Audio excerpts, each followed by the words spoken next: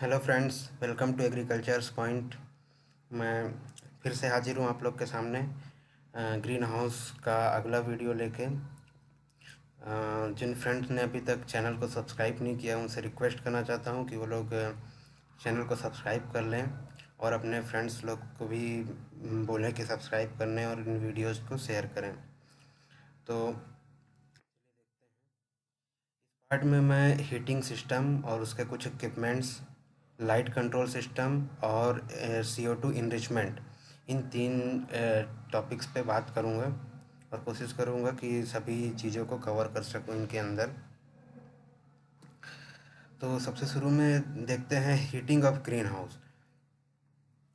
Heating, जैसा कि हम लोग जानते हैं, ग्रीन हाउस में हीटिंग सबसे मेन इम्पॉर्टेंट चीज़ है। मतलब हीटिंग को कंजर्व करने के लिए, हीट को कंजर्व करके प्लांट्स के बेटर ग्रोथ एंड डेवलपमेंट के लिए ही ग्रीन हाउस को बनाया गया था। तो होता क्या है, जब बहुत ज़्यादा कोल्ड रीजन में, बहुत ज़्यादा कोल्ड क्लाइमेट में जो हीट होती है ग्रीन हाउस की, वो कंडक्शन के द्वारा, कवरिंग मटेरियल के कंडक्शन के द्वारा नेचुरल इन्वायरमेंट में चली जाती है, जिससे प्लांट्स को फ्रीजिंग इंजरी या कोल्ड इंजरी होने का खतरा रहता है। तो उसके लिए हीटिंग बहुत ज़रूरी हो जाता है ग्रीन हाउसेस के अंदर।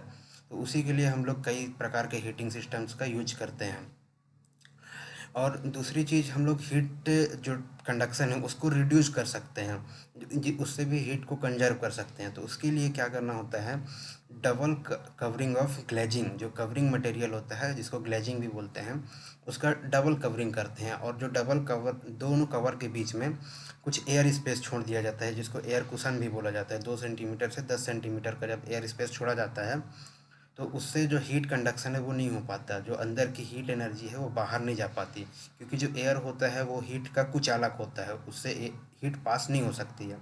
तो ये एक जो डबल कवरिंग है, ये एक तरीका है हीट लॉस को रिड्यूस करने का।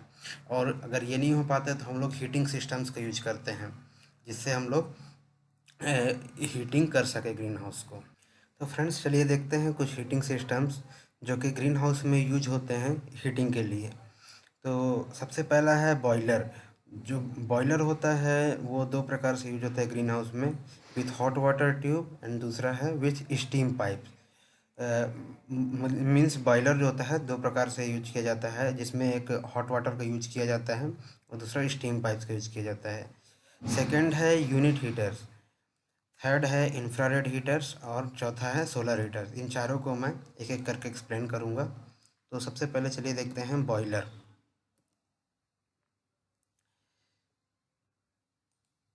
जो बॉयलर है वो एक boiler, this system is used for very big green houses.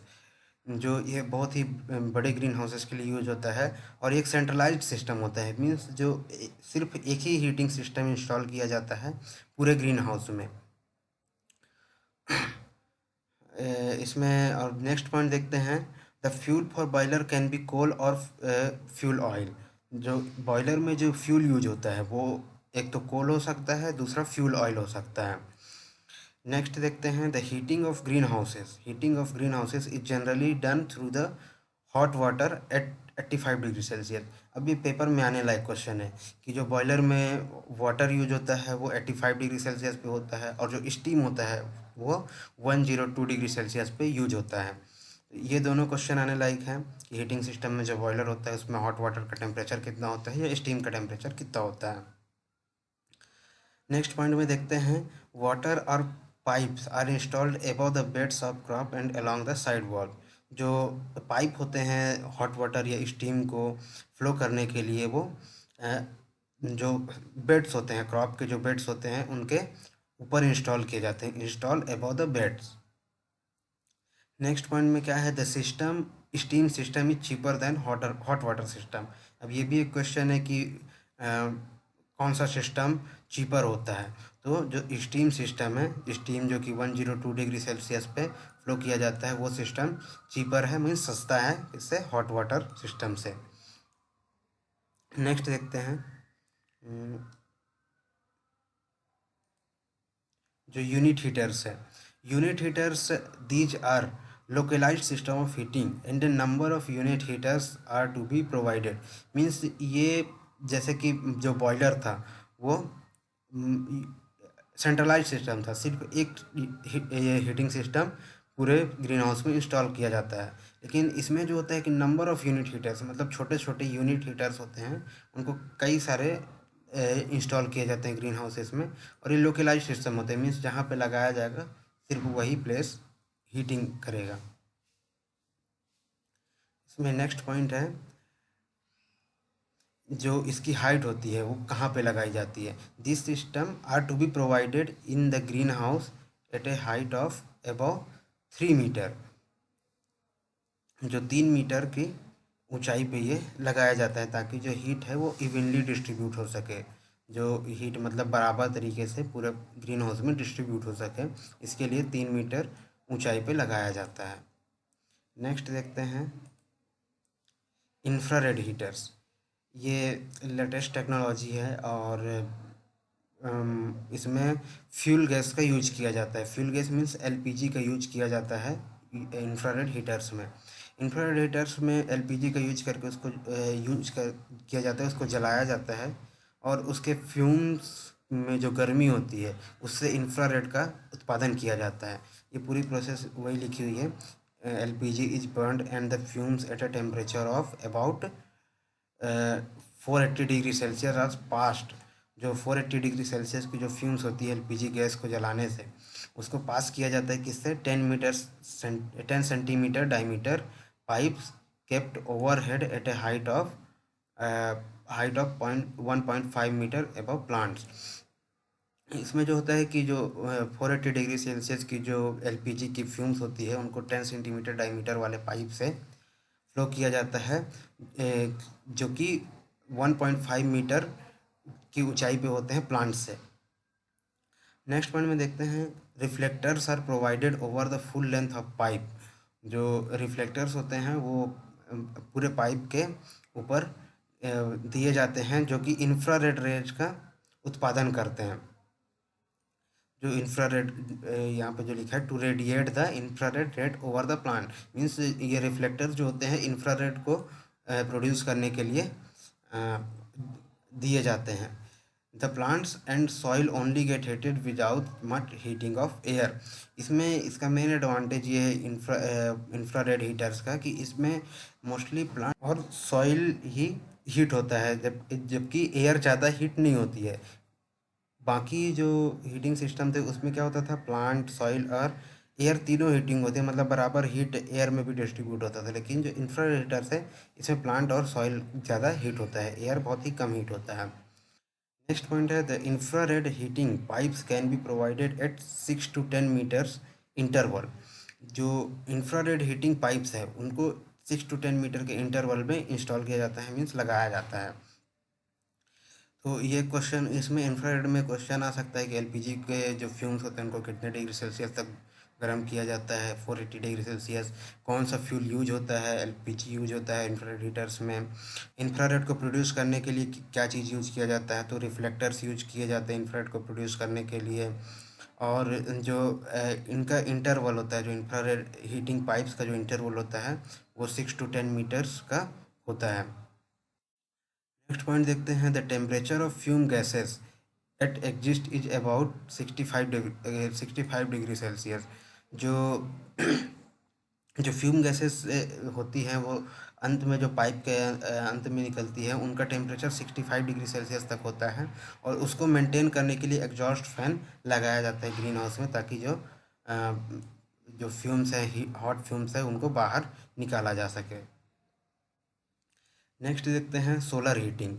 ये बहुत ही कॉमन है, ज़्यादा इसमें कॉन्सेप्ट नहीं है। इसमें सोलर प्लेट का यूज किया जाता है, flat solar plates heaters are use to heat the water during day.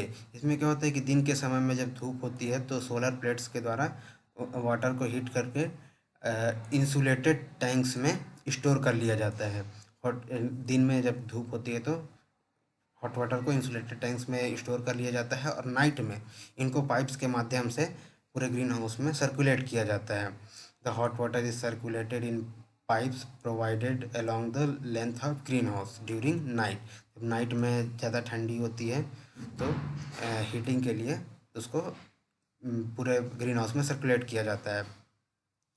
Next point में है सप्लीमेंट्री और emergency heating system are provided for heating the green house during cloudy और रेनी डेज। क्लाउडी और rainy days में जब heating solar heating नहीं होती, sunlight नहीं होता है अच्छा, तो सप्लीमेंट्री या इमरजेंसी हीटिंग सिस्टम का यूज किया जाता है। नेक्स्ट देखते हैं लाइट इंटेंसिटी कंट्रोल। ये बहुत ही इम्पोर्टेंट पॉइंट है ग्रीन हाउस के मद्देनज़र। इसमें क्या होता है कि किस प्रकार की लाइट हमको प्रोवाइड करानी चाहिए ग्रीन हाउस में, ताकि जो प्लांट्स का ग्रोथ एंड डेवलपमेंट है वो बेटर होना चाहिए। आप लाइट का इम्पोर्टेंस जानते ही हैं प्लांट लाइफ में, जैसे कि उसको फोटोसिंथेसिस के लिए बहुत ज़रूरी रहता है। प्लांट उसके लाइट के प्रेजेंस में ही फोटोसिंथेसिस होता है और प्लांट जो होता है अपना भोजन बनाता है। तो चलिए देखते हैं कुछ लाइट से related points. The light intensity is measured by the international unit known as lux. जो लक्स होती है वो इंटरनेशनल यूनिट है लाइट की, और इसी से इसको मेजर किया जा सकता है। तो ये भी अपने आप में क्वेश्चन है कि जो लाइट इंटेंसिटी होती है ग्रीन हाउस में किससे मेजर की जाती है, तो लक्स मेजर की जाती है। नेक्स्ट पॉइंट में बताया जा रहा है कि जो ग्रीन हाउस में रेंज है लाइट की वो कितनी होती है। तो सीजन के हिसाब से 129.6 thousand lux on clear summer day to 3.2 thousand lux on cloudy winter day. तो ये इसका रेंज है ग्रीन हाउस पे जो लाइट इंटेंसिटी है 129 to 3.2, dependent on weather. Summer days पे 129.6 thousand lux and cloudy winter days पे 3.2 थाउजेंड लक्स। नेक्स्ट पॉइंट देखते हैं in certain areas where natural illumination is absent और very low, illumination for plant may be provided by artificial sources. यहाँ पे बताया जा रहा है कि जब लाइट प्रॉपरली अवेलेबल नहीं होता, सनलाइट प्रॉपरली अवेलेबल नहीं होता है, तब आर्टिफिशियल सोर्सेज से अपन लोग ग्रीन हाउस में लाइट प्रोवाइड कराते हैं। तो आर्टिफिशियल सोर्सेज कौन कौन से हो सकते हैं? पहला है इनकैंडेसेंट बल्ब्स, दूसरा है फ्लोरेसेंट बल्ब्स। ये जो इनकैंडेसेंट बल्ब होते हैं generate excessive heat and are unsatisfactory in most instances. ये बहुत ही ज़्यादा हीट प्रोड्यूस करते हैं और अ, अधिकतर मौक़ों पे ये अनसेटिस्फैक्ट्री होते हैं, कई मेजर्स पे अनसेटिस्फैक्ट्री होते हैं। जो फ्लोरेसेंट ट्यूब्स हैं are useful as the sole source of light for African violet. ये कुछ प्लांट्स के लिए बहुत ही ज़्यादा यूजफुल है, जैसे अफ्रीकन वायलेट हो गया, African violet, gloxinias and many foliage plant. जो मीन्स जो मेजर फोलिएज प्लांट्स हैं उनके लिए फ्लोरेसेंट ट्यूब्स का यूज किया जाता है। कुछ और आर्टिफिशियल लाइट्स का यूज किया जाता है जैसे मरकरी लैंप्स हो गया, आजकल इनका भी प्रचलन बहुत है ग्रीन हाउसेस में। नेक्स्ट पॉइंट देखते हैं क्वालिटी ऑफ लाइट।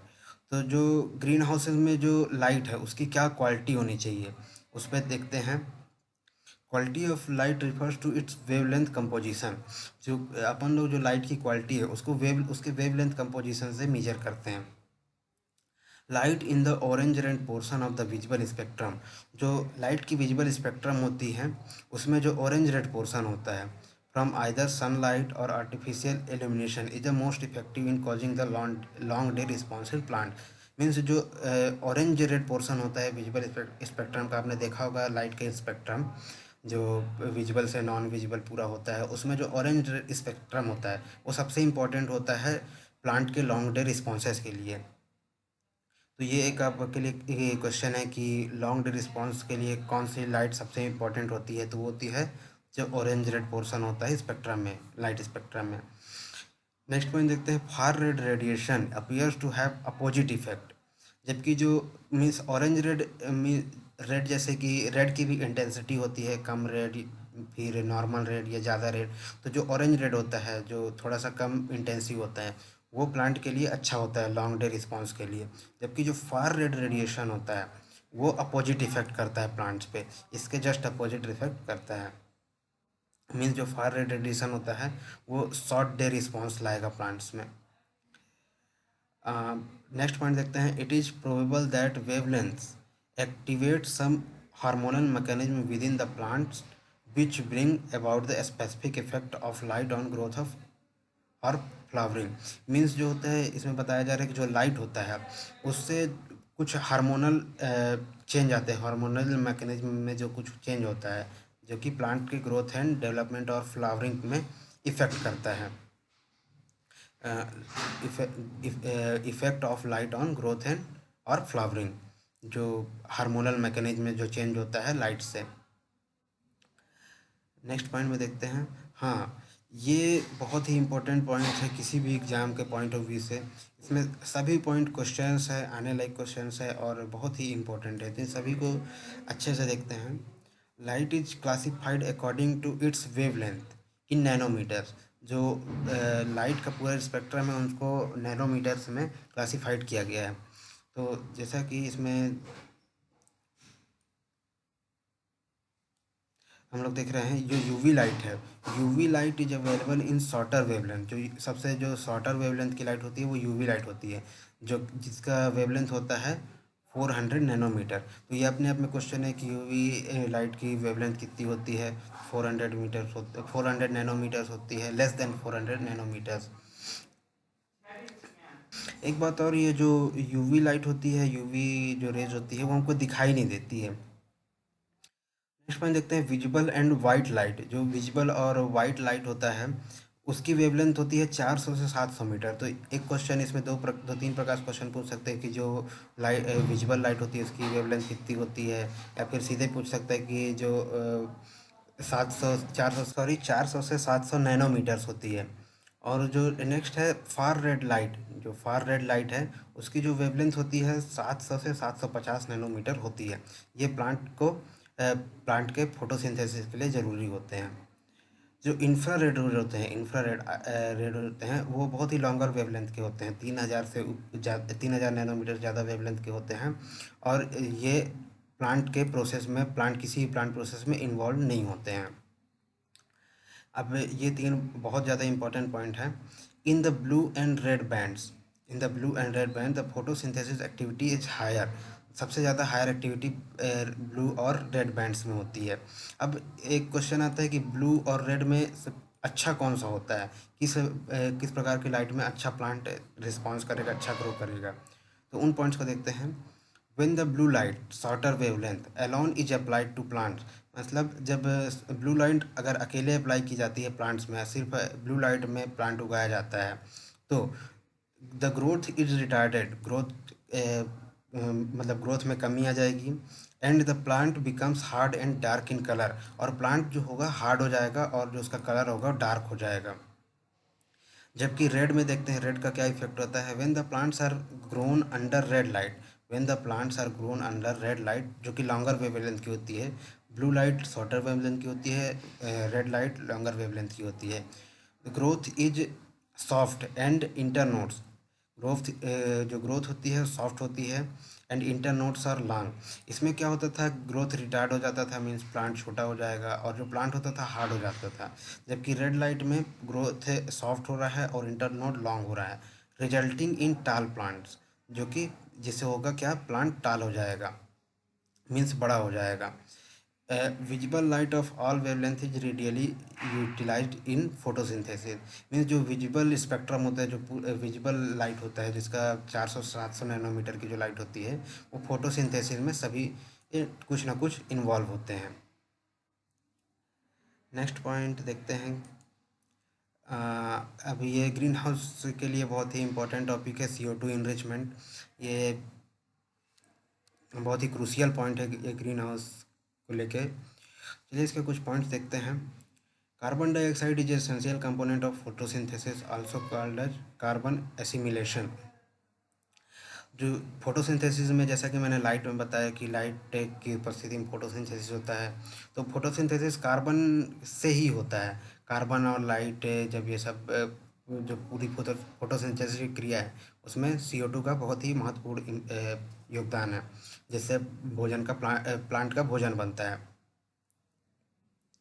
तो नेक्स्ट देखते हैं, photosynthesis is a chemical process that uses light energy to convert CO2 and water into sugar and green plant. ये वही फोटोसिंथेसिस का डेफिनेशन है जिसमें CO2 और वाटर जो कन्वर्ट हो जाता है शुगर में, जो कि भोजन के रूप में यूज किया जाता है प्लांट के द्वारा।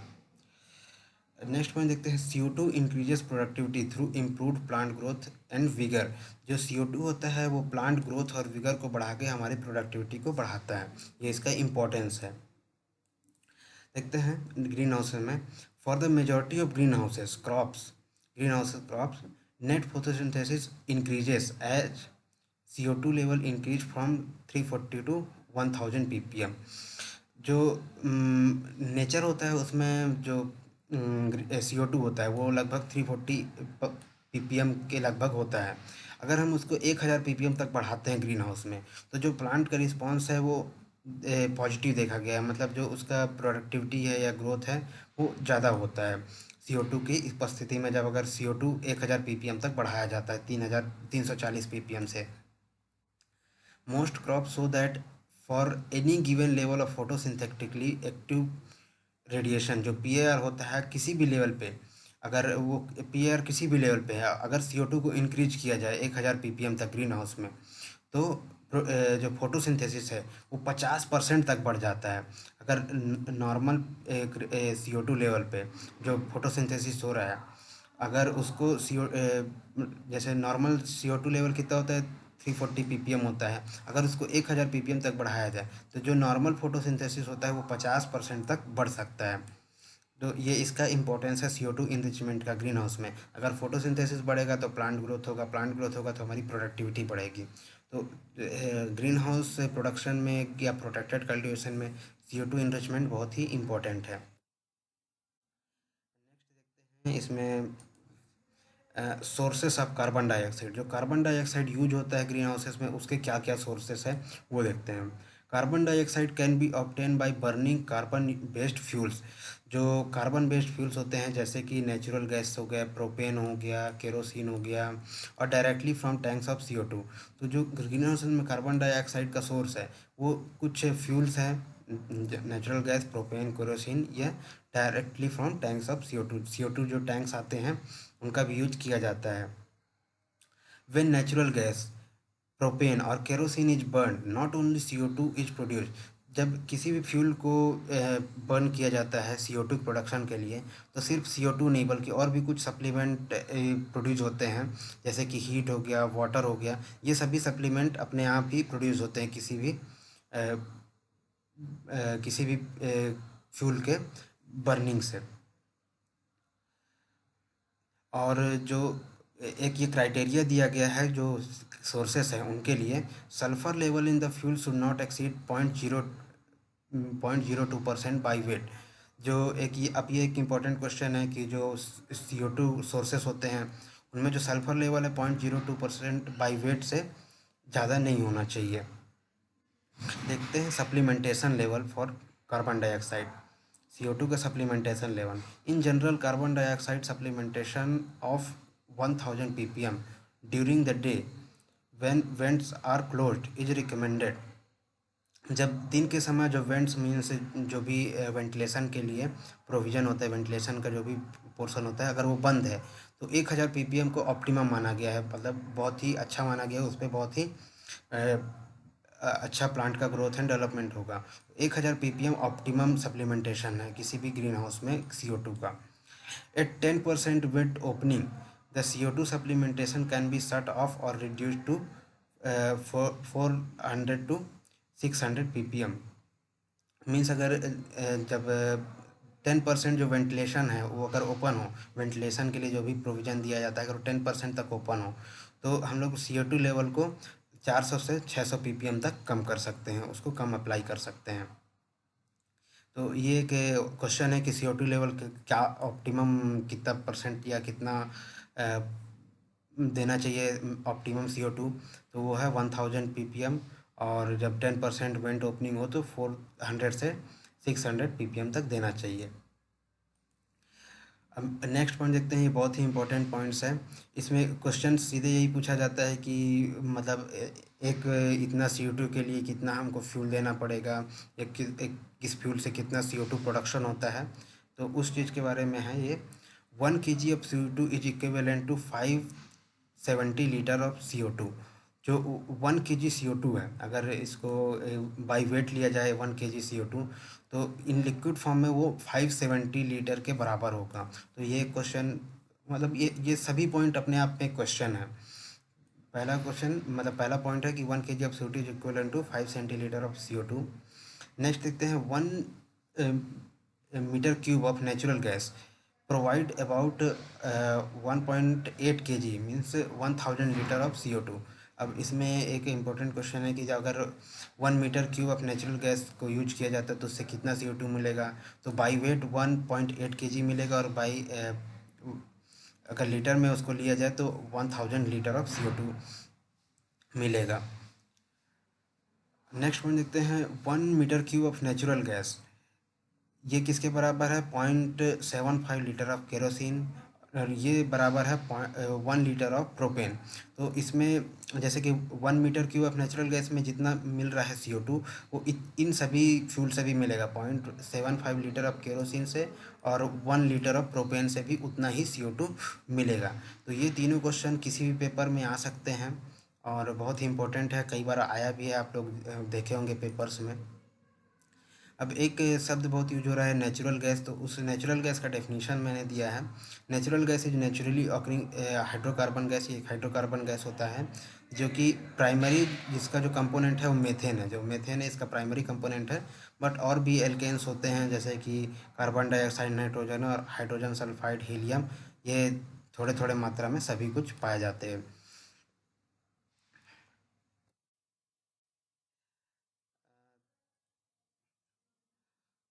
सभी को थैंक्स बोलना चाहूँगा जिन्होंने वीडियो देखा।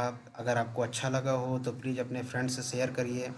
मैं कोशिश कर रहा हूँ जितना अच्छा से अच्छा हो सके मटेरियल मैं प्रोवाइड करा सकूँ सभी एग्रीकल्चर स्टूडेंट को, चाहे वो किसी भी एग्ज़ाम के लिए हो। ये सभी ग्रीन हाउस के पूरा कवर करने की कोशिश कर रहा हूँ मैं, मतलब कोई भी मटेरियल छूटे ना, कोई भी पॉइंट छूटे ना।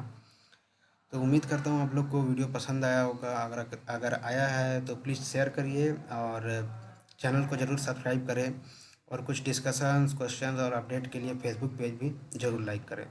एक बार फिर से थैंक्स। मिलते हैं नेक्स्ट वीडियो।